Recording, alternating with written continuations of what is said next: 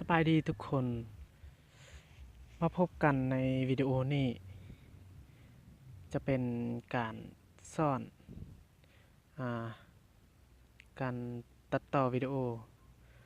โดย KineMaster ซึ่งหลายคนก็จะเฮ็ดได้ง่ายๆเนาะมือใหม่ในโทรศัพท์ของเฮาทุกรุ่นเนาะสามารถโหลดได้โดยด้วย Play Store หรือว่าเบราว์เซอร์ต่างๆโดยพิมพ์คำว่าKineMaster เนาะทุกคนก็น่าจะสามารถแล้วก็รู้แล้ววิธีโหลดก็สามารถพิมพ์ด้วย KineMaster เนาะก็จะเห็นออก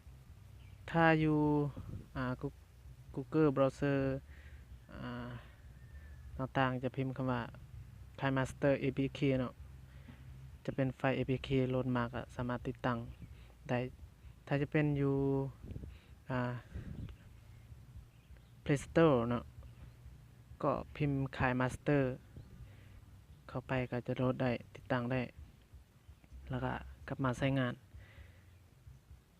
โอเคเดี๋ยวนี้เราจะมาเรียนรู้เกี่ยวกับพื้นฐานในการตัดต่อวิดีโอโดย KineMaster เมื่อเราโหลดติดตั้งแล้วก็เข้าไปจิ้มเข้าไปที่ KineMaster เนาะก็จะเห็นออกหน้าต่างแบบนี้เนาะถ้าโหลดมาใหม่ก็จะเห็นการยอมรับในเงื่อนไขต่างๆเขาก็กดยอมรับเข้าไปเนาะถ้าแม่นเวอร์ชันเก่าจะมีสองแยกอันนึงจะเป็นภาษาอังกฤษ Project ภาษาไทยก็จะเป็นโครงการเนาะอันนี้เป็นเวอร์ชันใหม่ก็จะมีแบบนี้อันตรงที่ YouTube นี่จะเป็นถ้ากดเข้าไปจะเป็นที่2ไปที่หน้า2 YouTube ของเขาเนาะ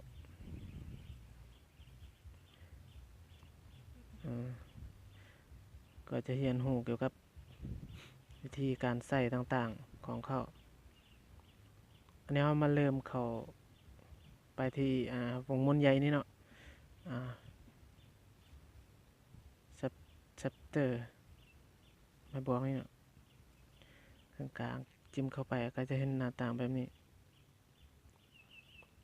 วิธีเพิ่มวิดีโอหรือว่าการสร้างวิดีโอเอารูปภาพเป็นสร้างรูปสไลด์ก็จิ้มเข้าไปที่มีเดียอันตัวถึงจะเป็น background จะมีลายเนาะ background จะเป็นรูปภาพหรือว่าเห็นต่างๆแล้วก็เราจะเลือกที่โฟลเดอร์เราบันทึกวิดีโอหรือบันทึกรูปภาพถ้าจะใส่รูปภาพเป็นวิดีโอก็สามารถให้ได้นะตัวอย่างเราจะเลือกรูปภาพเนาะเลือกจิ้มเข้าไปที่รูปภาพแต่ละรูปตัวอย่าง3รูปเข้าไปตาอย่างนี่จะเป็นการสไลด์เอารูปภาพเป็นสไลด์เป็นวิดีโอถ้าจะเขียนอย่างอยู่ภาพก็เขียนใส่แล้วก็บันทึกเลือกมาใส่เฮ็ดเป็นวิดีโอถ้าเราสร้างหรือจะใส่เลเยอร์ต่างๆก็จิ้มเข้าไปที่เลเยอร์ต่างๆเนาะอันนี้มันการทางนี้มันเพิ่มเพ่งเพิ่มเอฟเฟกต์ต่างๆที่เราได้โหลดไปอันนี้คือการบันทึกเสียงบันทึกเสียงก็คือบันทึกเสียงเข้าในวิดีโอนี้เมื่อกดเข้าไปจะมีเริ่มต้นก็เริ่มต้นบันทึกเสียงเนาะอาจจะเฮ็ดเป็นตัวอย่างแล้วeveryone Welcome to my channel ทาง Airshare YouTube มื้อนี้เราจะมาเรียนการตัดต่อวิดีโอพอสำนี้เรามาลองสไลด์กันเนาะลองสไลด์เบิ่งจะเป็นประมาณนี้เนาะสไลด์แต่ละรูปภาพ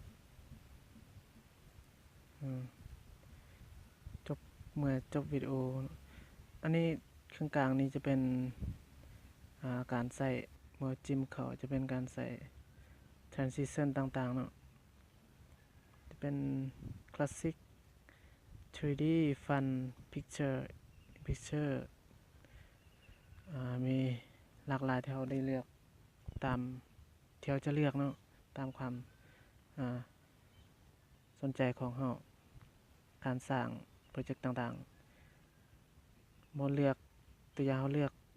อันที่1สำเร็จเนาะอันนี้เราก็จิ้มออกเข้าตัวใหม่ก็ได้เลือกใหม่มีลายเนาะ transition ตัวอย่างเราลองเล่นเนาะ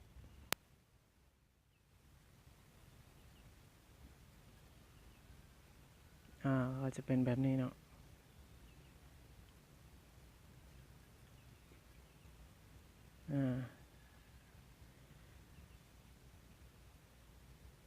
สำหรับวิดีโอนี้ก็ขอจบเพียงสำนี้เนาะแล้วก็สามารถกดไลค์กดแชร์กดติดตาม